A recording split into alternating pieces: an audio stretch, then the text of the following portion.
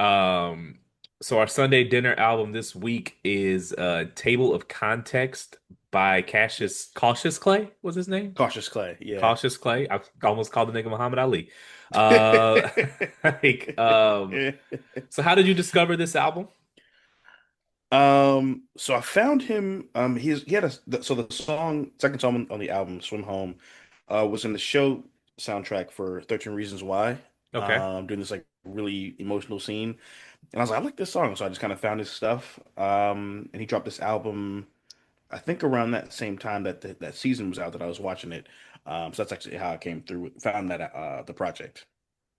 Okay. Okay. What's your favorite track on the album? So the easy answer would be "Swim Home" because that's the first song that I found by him, and it's My always favorite track too.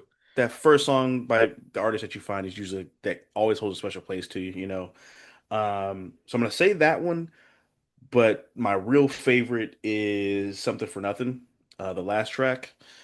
I just love that guitar riff. His lyrics are like they're very like simple, but they just hit in a certain way. And I remember I started playing guitar or learning guitar during the pandemic, and that song was one of the reasons that made me want to learn how to play guitar. Okay. So yeah, I'd say something for nothing and swim home for sure. But I just love this project in general. It, it's Um, it's a good project. It's very short, 19 it minutes. is very short. Yeah. Which makes it an easy listen. Hmm.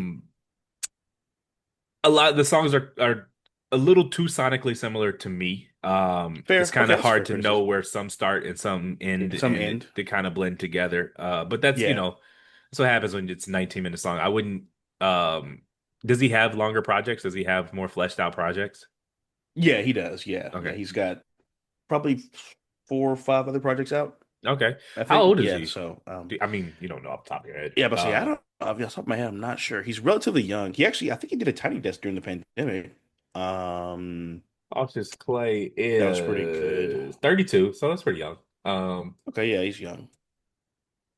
Yeah, so he would have And been what, 20, yeah, 25, he's been 26 when he dropped on that album. since.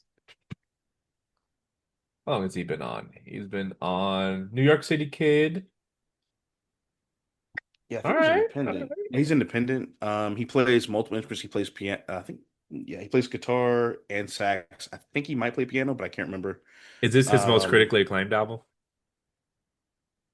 yeah, I'd say so. Because I've never heard of him. Because So, this is the one that kind of drew people to his stuff. So yeah, I'd say this is probably his biggest project. He dropped another one a year or two, maybe 2 or 3 years later, called Wildfire, and that one was pretty popular too. Well, he's relatively like underground, but as far as underground goes, that one was pretty popular also. all right. Do you have a story or a moment that attached to the album you want to share? Let me think. This So let me ask you this: why pick this album? What is it? What is it? What made you put this on the list? Yeah, this album just got me through some tough times. Okay. 2020 was a really hard year. I went through like a lot of shit. Like, Fair enough. I mean, the world shut down. Like, I went through like job transitions. Like, lost like left a job for another job, lost that job, had to find a new job, lost that job. Like, that type of stuff. 2020 was just so crazy. 2020 to 2021 was a really like shaky time for me. So I was like really like rebuilding myself and rediscovering myself, and this album was kind of a part of that process, and it just spoke to a lot of what um I was going through at that time period, just feeling like lost, and also just knowing that there was like something more that wanted to do and more I wanted for myself, just not sure how to get there. And this album Okay. kind of speaks to that a lot, while also um grieving like friendships and relationships that had fallen by the wayside in the process. Um and so that yeah, I think yeah that's a lot of what the song or album kind of means to me when I listen to it, taking back to that time period because I would listen to it when I was driving and I just like didn't know what the fuck to do and I'm just like, all right, let me just clear my head and I'll just go get in the car and drive for 2 hours and just play this album. And I listen to it now and I'm like, man, like that was some crazy shit I went through, but like now it's just a part of a small part of a big story. So it always Yeah. makes you feel good to like think about reflect on the bad times because it was a bad time, but it was just it wasn't a long time. So do Um, you like revisiting albums you listen to during bad times because okay, let me ask you this. When you listen to an album that you listen to during bad times, does it put you back Mhm. in that place, that negative place, or does it make you feel good that you're no longer there? Yeah, it makes you feel both. Like it makes you feel good that I'm no longer there, and it just makes you. It reminds me of like it's like a benchmark. Like it just reminds me like how much I've grown from that standpoint. Like I remember there was a playlist I made during around the same time period called Gatsby because Great Gatsby is one of my favorite stories, one of my favorite characters of all time. This year's the And I 100 would year just anniversary of the book. oh shit, damn, you're Yeah. right. I'm gonna have to reread it. Well, reread it again. I already read it this year earlier. I'll do it again. But and it was just that playlist was just about me like visualizing and manifesting like better future and shit like that. And like, but I was not in a good place mentally when I would play that playlist. But now I listen to it and I reflect and I'm like, damn, that shit felt horrible. And it was like winter time when that like I was going through the struggle. Like struggling in the winter is just the worst. It's cold, it's dark every day. Like The you know what sun I'm goes saying? down. You go to work, it's dark. You get home, it's dark. There's never. You work is like yeah, It's like cold as you're shit. lonely, you're Yeah. miserable and shit. Like and Yeah. It's tough. yeah, and I remember that time period in particular, I was working, I was like down bad, super down bad financially. So I needed money quick, and I was like, it's either sell drugs, like so. I think I was what was I doing? So I was doing delivery for Pizza Hut, and I was like, it's either this, sell drugs, or kill myself because I don't know what else to do. Like I was down bad, and so. Like I listen to those songs now, and I think back of when I was like running around apartments all over Raleigh, freezing cold, handing out pizzas, and miserable. And now I'm just like, and now I'm just like, thank God I'm not in that place no more. And also like, you don't miss the time, but you like are glad you had it because it There made is you a better person. something I will look, obviously no no one wants to struggle. And but there's a charm to your focus being that narrow, right? Like Yes, you're just focused on getting $20 to put gas in your car, on getting literally. enough money to, I don't know, go grocery shopping the next time. And it Right, it gives your life like a narrow, obviously this is not healthy. You would not choose to do this, but there's right, some right, charm right. in you don't have to worry about planning for your retirement when you're worried about putting gas in your car.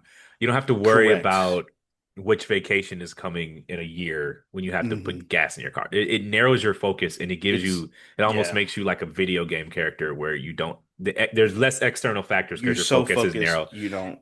And sometimes Yeah. I miss it. I miss not having to think about the big picture because the pressing needs are so much. They Because were just right getting to there. tomorrow Right. is like feel like a fucking marathon. Yeah, no, facts. Like this was that time period we talked about during like the Set It Off episode where like how bad when I was like pawning shit, whatever. So I was Yeah. literally selling shit to get cash to get gas in my car so I could do DoorDash and Uber Eats.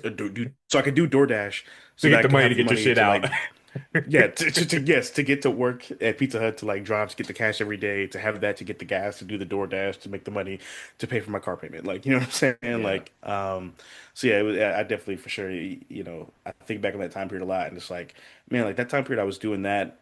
At one point, I think I had gotten a new job, but then I was also getting in the process of getting certified for digital marketing, which I do have. So looking for no, I'm kidding. And but you know, like at that time period, I was like super locked in, but I wasn't even aware that I was locked in because I was just so like it was just okay. What's the next thing I need to do today to get to tomorrow?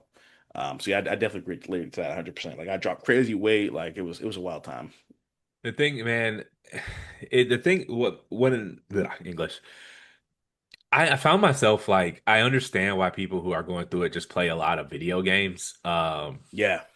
Because I would just, this was shit. I lived in Minnesota. So this was in 2012, 2011. It was just like Hmm. the video games made me feel accomplished. Like it's like I could Because win you this got to another game. level. I could get to Yeah. this next level. And ultimately, of all, like you have to entertain yourself in some way. No one's locked in all the time. And All the like time. relatively speaking, you buy some video game, some Metal Gear Solid, some, it's $60, $50, $60, and you Yeah. get hours upon hours of entertainment. That's as cheap as entertainment's going to get when you're down bad. 100%. You're Yep. not going to find much entertainment cheaper than that. So Not at all. they serve a purpose.